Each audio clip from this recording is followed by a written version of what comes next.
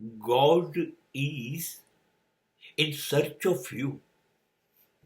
You are not only in search of God or Paramatma.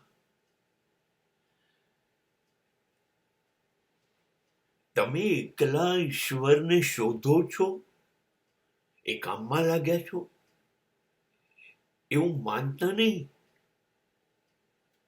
ઈશ્વર પણ સતત તમને શોધ્યા કરે છે. એને પણ તમારી ચિંતા છે. ઈશ્વર એવું ઈચ્છે છે.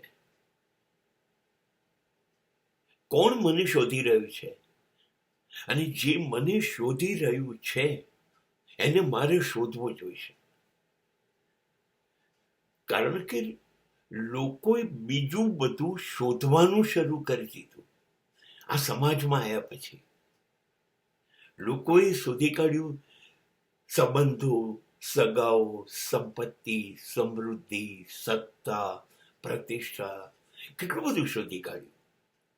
હવે એમાં જો તમારા જેવો કોઈક માણસ એ બધું છોડી દઈને ખાલી ઈશ્વરને શોધતો હોય, ખાલી ઈશ્વર, પેલી બધી જ વસ્તુ જે સમાજ પકડી રહ્યો છે, દોડી રહ્યો છે, એ બધું છોડીને આ માણસ ઈશ્વરને પકડવા દોડી રહ્યો છે.